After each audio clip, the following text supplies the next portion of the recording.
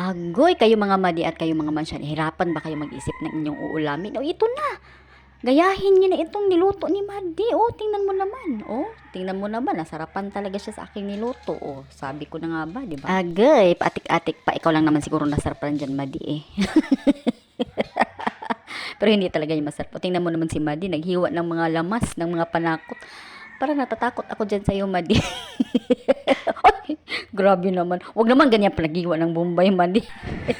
Grabe. Tingnan mo naman si Madi. Parang galit na galit talaga siya sa Bombay. Ano ba talaga kasalanan? Parang ako nito hindi na ako maglapit sa iyo, Madi. O tingnan mo naman naghiwa para talagang kaya kayo ang advice ko sa inyo, wag kayong lumapit kang Madi kung magluto siya. Ay nako talaga. O tingnan mo naman.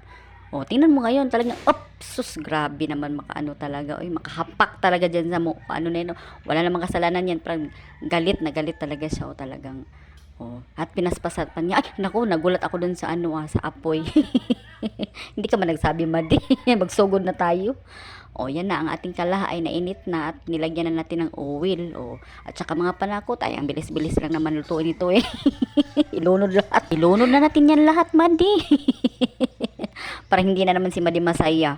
Parang ako lang talaga ang nagsaya dito. Ang nag-voice over lang talaga ang masaya. Pero ang nagluto talagang ayaw talaga. Parang ayaw talaga niyang mag-smile. Parang nainis ba na pinagluto? Sabi ko na nga ba, napagod na yung mga panakot mo, Madi. Ay nako, at saka naglunod na siya ng tinapa. Yan talaga ang masarap na kuan, na ulamin. Yan mga sarap dito sa probinsya. Yan talaga ang malakas na ulamin. Ay nako, wala kang masasabi dyan sa ulam na yan. Talagang masarap yan. Pampahaba ng buhay ba? Nako, madibilisan mo na yung pagluto mo dyan. Mamaya yan magchika-chika. At ang nag-voice over ay may gagawin pa. Marami pa akong gagawin ngayon ha. Wag kang mag-ano dyan, Madi. Bilisan mo na dyan. Parang kanina ka nag-ukay-ukay dyan. Hindi ka pa natapos ha. Tapos na ba yan, Madi? Tapos na yan. Anong ginawa mo? Takloban pa pala niya. Sige, mga ilang oras pa ito. Lagyan pa yan pala niya ng tubig. Huwag mo nang lagyan ng tubig, Madi. Ipakain mo niya ng ganyan. Natutong na tuloy yan.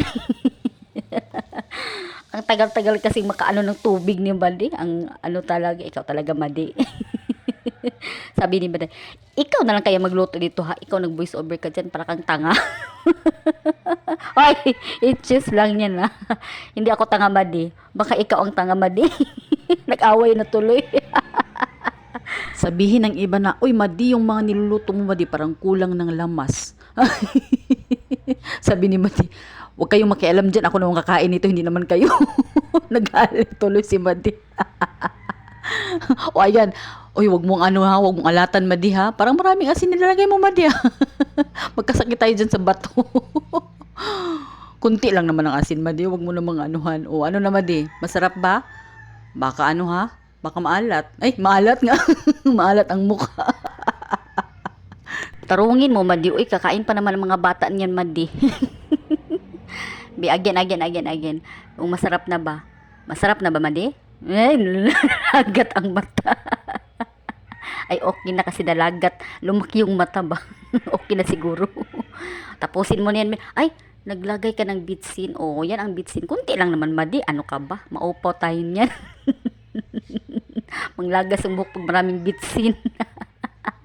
Bitsinan na natin yung mga taong walang mga hiya.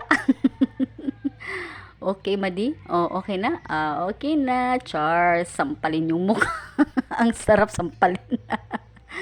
Dyan, mag-prepare na si Madi. Ay, nanguha lang siya ng plato niya sa likod. Okay. Very good, Madi. Ay, nainitan. Gracie.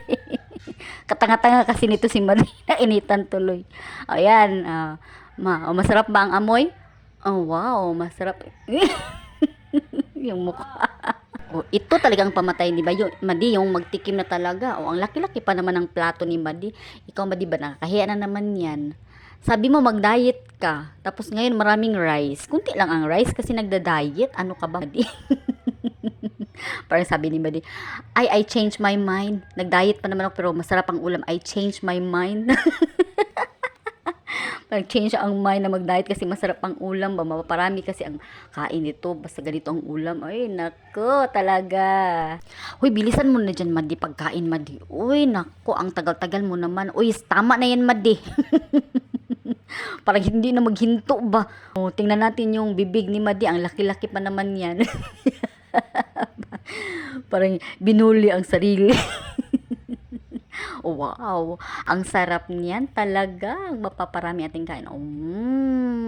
Wow, o 'di ba? Ang sarap-sarap niyan.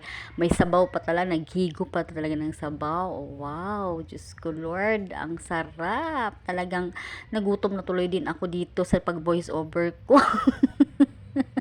May natira pa ba Madi dyan? Baka wala nang tira.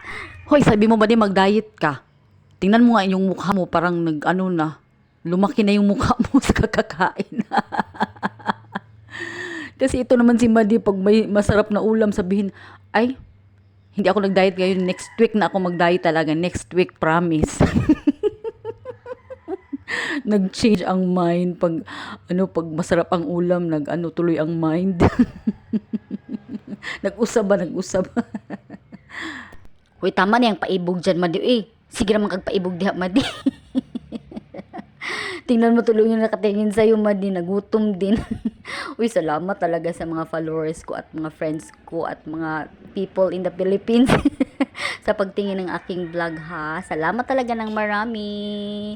Please like and share this vlog. Salamat.